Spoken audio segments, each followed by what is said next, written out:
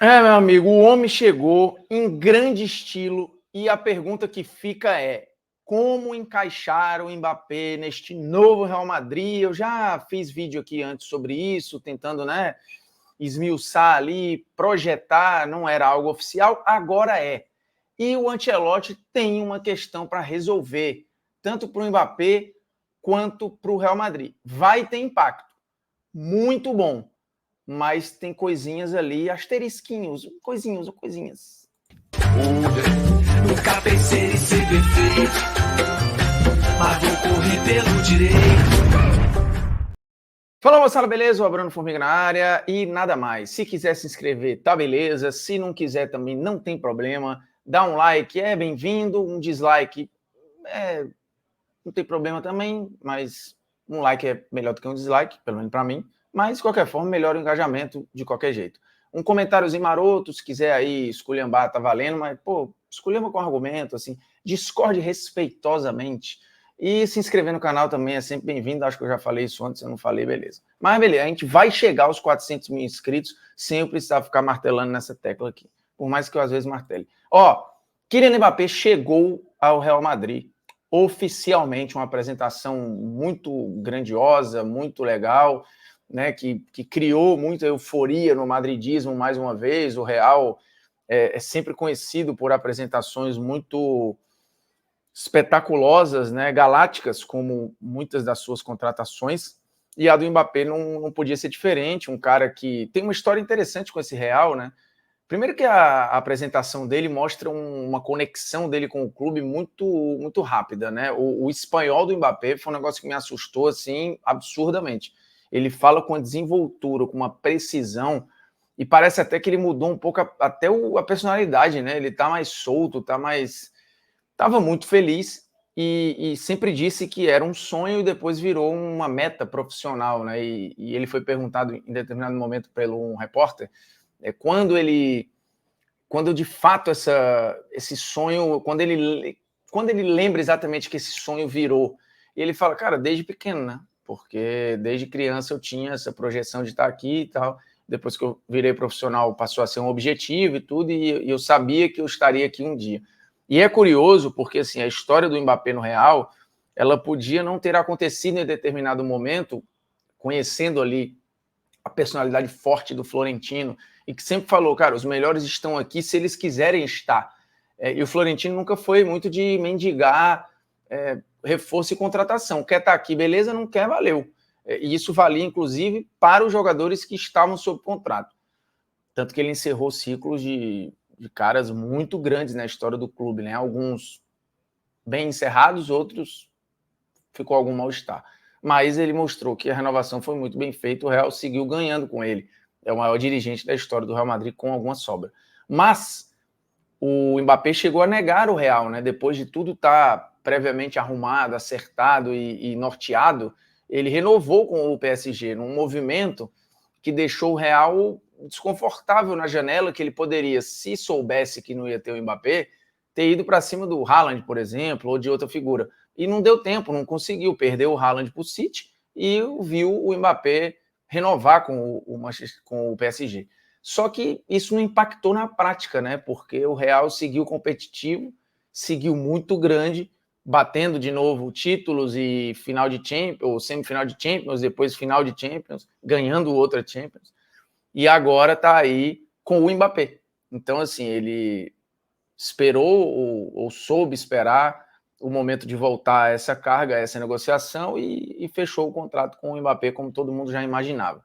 E aí agora é o desafio de como encaixar, né? Tá chegando o Endrick também, que naturalmente, pela idade, por chegar num time campeão, num time que, com ou sem o Mbappé, o time estava pronto, né? O time titular, basicamente, estava ali desenhado. Com o Mbappé, você vai ter uma situação. Então já tinha pouco espaço, naturalmente, no time do jeito que estava. Com a chegada do Mbappé, a coisa fica mais embaçada para o Endrick. Mas o assunto aqui não é o Endrick, o assunto é esse Real da temporada 24-25, como é que vai ser desenhado. O The Athletic fez uma projeção baseada, inclusive, em várias análises estatísticas do Mbappé, comparando como jogava o time do Real antes, que estava jogando com 2 atacantes, né? O Real basicamente estava jogando num 4-4-2 em determinados momentos da temporada, tendo um Bellingham flutuante ali e Vini e Rodrigo na frente. No início da temporada você tinha um Bellingham quase de falso 9, com muito espaço para flutuar e atacar espaço, e isso foi se moldando um pouco ao longo da temporada, e aí o Vini e Rodrigo até já inverteram de lado em alguns jogos, o Vini jogando mais por dentro do que o habitual e funcionando. A chegada do Mbappé impacta em tudo isso. Impacta primeiro em Jude Bellingham. A tendência é que a gente veja o Bellingham mais parecido com o Bellingham da Inglaterra, que agora terá um cara à frente dele, como tem lá na Inglaterra, no caso do Harry Kane, que gera muito espaço, é verdade. Mas é um Bellingham que vem muito mais construir jogada por aqui, que passeia muito mais pelo campo até defensivo, muitas vezes, para ajudar e participar de construções e tal. E é um Bellingham que, proporcionalmente em números, tem muito menos gols e participação direta em gols na Inglaterra do que teve, por exemplo, no Real na temporada passada, que foi uma versão muito mortal do Bellingham, né? Que eu não sei se continuará no Real, né? Eu acho que ele vai continuar entregando valências fantásticas, assim, o Bellingham é um cara de um volume de jogo muito grande, que pode fazer vários papéis, né? Um cara de uma finalização muito boa, que, funciona dentro da área, se for preciso, né? Na hora de um jogo físico também, o Bellingham responde, mas agora tem um Kylian Mbappé que não é apaixonado por jogar por dentro, né? Ele não é o lugar mais confortável para o Mbappé jogar de 9, mas ele tem feito isso na seleção francesa, já tinha feito isso no PSG, ele é um 9 de movimentação que naturalmente vai cair para o lado esquerdo em vários momentos, e aí entra um impacto no Vinícius Júnior, que já mostrou na temporada passada que, se por acaso houver este movimento aqui com o Mbappé, ele tem sido capaz de saltar 2 corredorzinhos para dentro e atuar por aqui também, como atuou diversas vezes nessa temporada recente de título de La Liga e Champions. Então, isso pode acontecer. Esse diálogo entre Mbappé e Vinícius Júnior, ele pode e deve acontecer para a fluidez do jogo do Real, porque o Vinícius só isolado aqui não é bom, o Mbappé também só encaixotado aqui não é bom. Num primeiro momento, eu acho que o time é exatamente isso aqui mesmo, não tem muito pra onde correr, né? Você vai ter mesmo o Courtois, Carvajal. Aqui é que eu acho que tem uma mudança, né? Porque a tendência, olhando para o que jogou, é que seja Militão e Rüdiger. Mas, enfim, é um detalhe. Carvajal, Militão, Alaba ou Rüdiger, ou trocado, né? E Mendy. Tchouaméni, Valverde, e aqui tem que ver, né, se vai ser trocado ou não. O Valverde pode jogar em quase todos os lugares do campo, mas normalmente ele até cai mais para cá, né? Porque quando o Rodrigo vem por dentro e se por acaso ele ajudar o Bellingham na construção, o Valverde pode em vários momentos fazer esse papel aqui que ele faz muito bem. E o Tchouaméni tende a ser o primeiro homem, né? Lembrando, na temporada passada esse papel foi do Kroos. Então, olhando para o time, você teve o Kroos saindo e o Mbappé entrando no time titular, né? É basicamente isso. Óbvio que muda a configuração. E para não perder meio, você vai precisar, já que entrou uma figura aqui, você vai precisar de um comportamento do Bellingham diferente. Isso é natural, não tem muito para onde correr. O Rodrigo inicialmente não vai ser mexido, mas precisa ver como as coisas vão desenvolver, né? Se isso vai estar equilibrado, se não vai.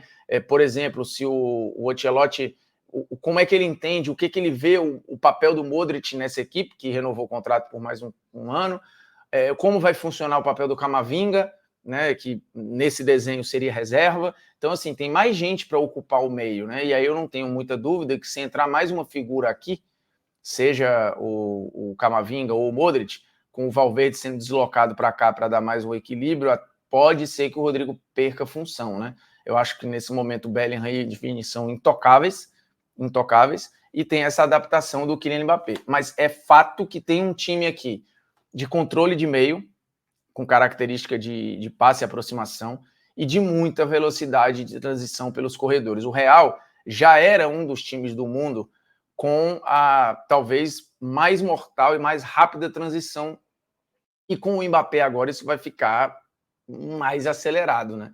Um cara com participação em gol gigantesca, com um ótimo poder de finalização, com uma velocidade que é surreal. Então, assim, não vai ser o Real Madrid da temporada passada. Se a gente olhar o Real campeão em 22, ele é de um jeito, naquele desenho que tinha o Benzema voando. Ele era uma coisa. O mesmo Real, treinado pelo Ancelotti agora na temporada passada, com a chegada do Bellingham, era outro Real Madrid, né, que tinha esses dois atacantes, os dois brasileiros, com o Bellingham ali sendo um coringa, era uma coisa.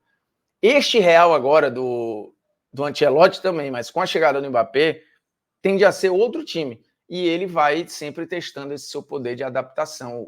O Ancelotti é um cara muito multifacetado, né? Então a tendência, a gente viu o Real já num 4-3-3, a gente já viu um Real num 4-4-2. A tendência agora aí é, pelo menos num primeiro momento, e na pré-temporada eu acho que já vai dar para a gente beliscar algumas coisas de ideia ali, talvez a gente veja um Real no 4-2-3-1 em vários momentos. E aí vamos ver como é que as figuras se adaptam, mas que vai ter um impacto, vai ter impacto no Bellingham, vai ter impacto no Vini, pode ser que tenha em um segundo momento impacto no Rodrigo, e também naturalmente vai ter um impacto no Mbappé, né? Ele não é dono do time como ele era no PSG, nem como é na seleção da França, que faz todo um movimento para protegê-lo sem bola e tal. Isso, inclusive, vamos ver como é que vai funcionar para o Vinícius. O Vinícius vinha sendo muito bem lapidado sem bola nessa última temporada pelo Ancelotti, né? Em alguns momentos até preservado para ter essa esticada na saída.